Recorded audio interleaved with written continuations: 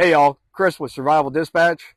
We got Rocco back again, VP of Division 3 Weapons, Master Gunsmith, and Machinist as well. We're at the beautiful 2A Ranch in Ormond Beach, Florida, owned by our good friend Debbie Ringhaver, probably one of the strongest 2A supporters we've ever crossed paths with.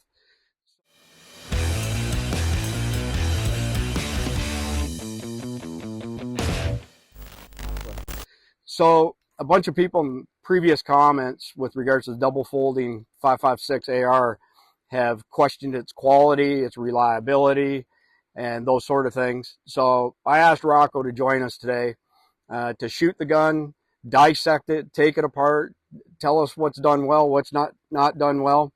So of course it folds up. So we've got it in this little small bag that Lee Gear sent us. We'll put some information on that down below if you're interested in it. It's a ultralight tactical bag, nice and small for a gun like this. And it's got some new fabric, which I don't even know what it's called. But again, we'll put it down in the links below. So y'all can see just how small this gun is and how easy it is to assemble. And this is one of the reasons why, you've heard me repeatedly say this is an ultimate truck gun. A lot of people focus on bugging out and bug out bags and all that kind of stuff. But you got to get home to your family first before you can bug out to somewhere, even if you have somewhere to bug out for that matter. So let's say there's an EMP, vehicle stop working. Let's say there's no fuel available. It's an SHTF event. We're in the middle of war, something like that. The gray man principles come into play. You would just want to blend in with everybody else. A little small bag like this with a high-powered rifle that nobody can tell that you've got in there is a pretty awesome advantage that you have. So that's one of the reasons why I feel this is a really good truck gun, especially as it relates to the gray man principles. So I'm going to hand this over to you, Rock. You've had the chance to shoot it. You've had the chance to look at the internals. Again, you're a master gunsmith and a machinist. Vice President, Division 3 Weapons.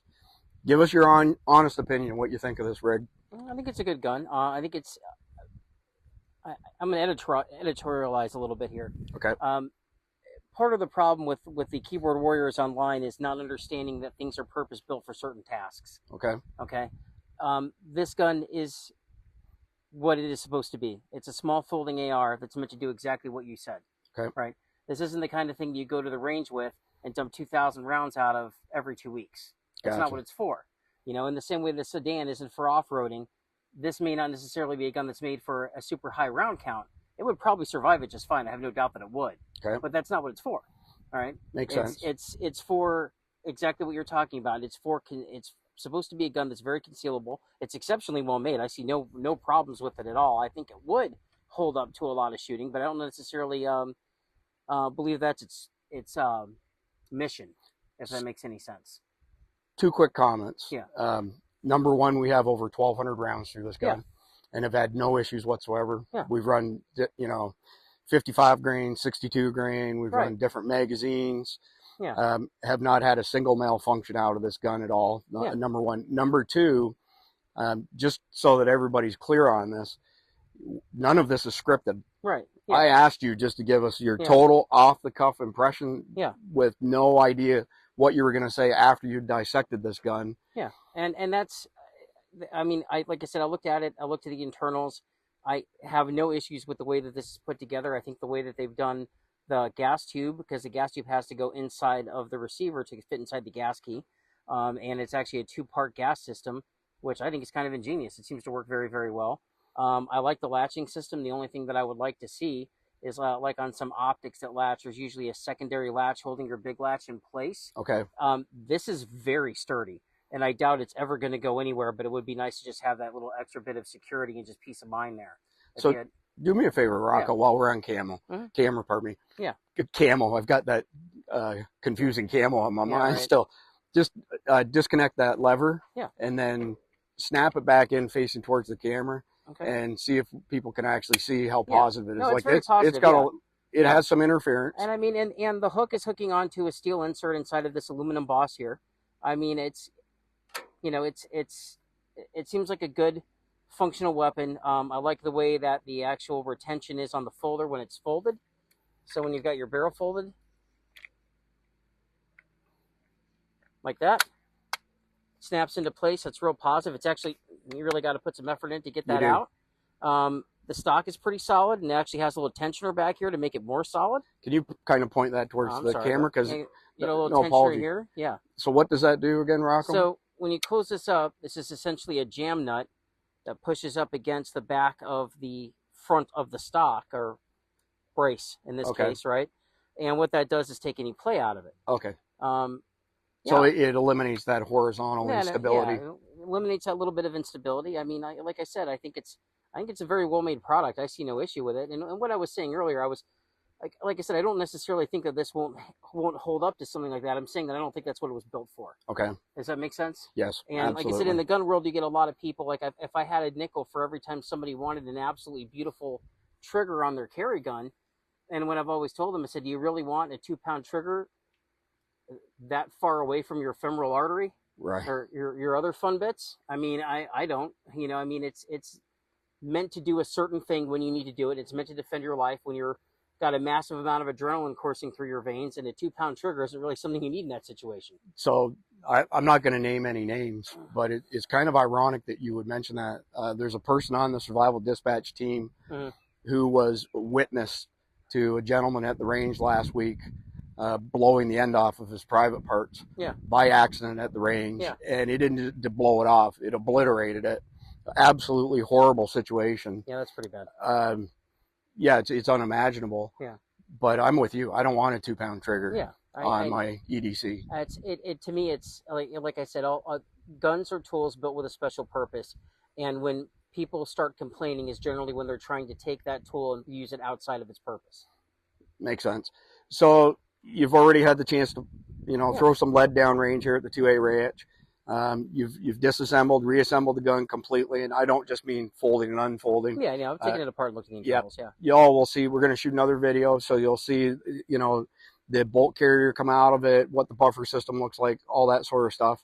So let's go do that, and then let's sling some more lead down range. Okay. And let the court of public opinion see it firsthand. Yeah. All right, let's go. Hey, Rocco. Let's take this double folding AR apart and tell us what you think of the internals. Okay. So first thing I'm going to do is fold it back together.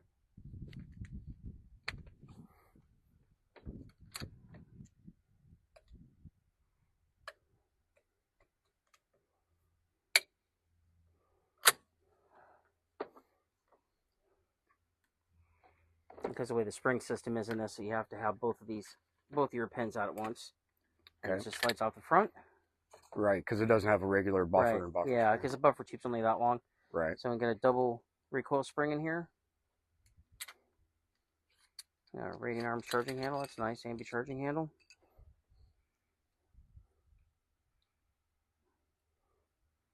And a shorty bolt.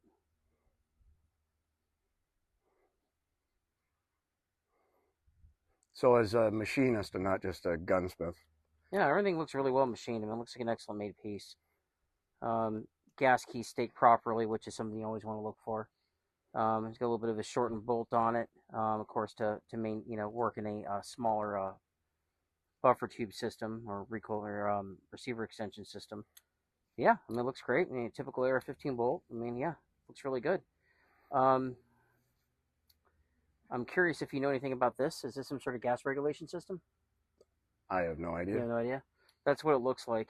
It looks like that's actually a detent. You could probably adjust your flow of your gas through your bolt. Interesting. Yeah, that's pretty neat. I mean, I just looking at it, there appears to be a detent there, and it looks like you're supposed to get a flathead in here, and the S and the U, I'm assuming that's probably suppressed and unsuppressed, I would imagine. That makes sense. Yeah.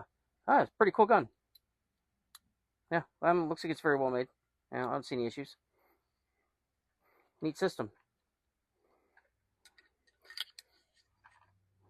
And just to reiterate, none of us, including you, Rocco, have any financial interest in this gun or this company, correct? Nope, not at all. I mean, I make my own AR-15s. I'm kind of shooting myself in the foot saying I like it. Well, the good news for you is that I don't make one of these. Yeah, well, nobody can get their hands on them anyway unless you're law enforcement. at least until the end of 2023. That's a bit of a trick with those two buffer springs. Yeah, a little hard to get back together, but I mean, how often do you really need to take it apart? I'm not going to break the damn thing down in the middle of a firefight, you know what I mean? So I get that.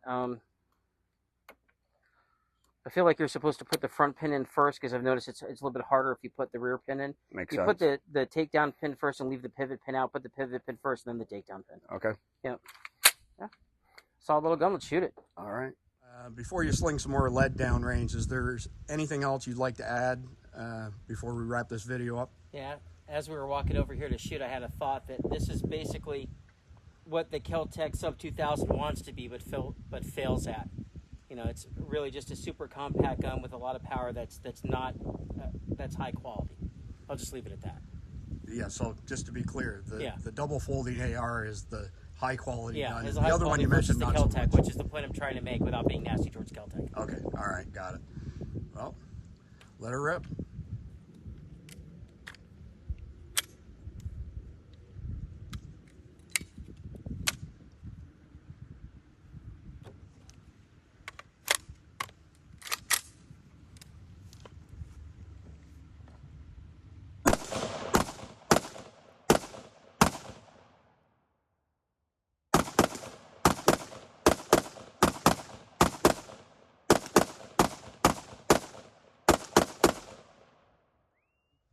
All right, y'all, that's the end of the extended test.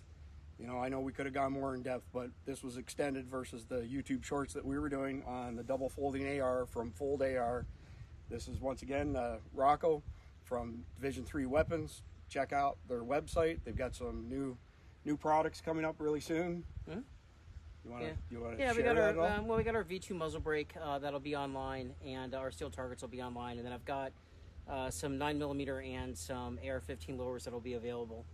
And for the first time, they're going to be anodized instead of Cerakoted, which is pretty exciting. All right, cool. Anyway, that's the end of our extended look at the double folding 5.56 from Fold AR.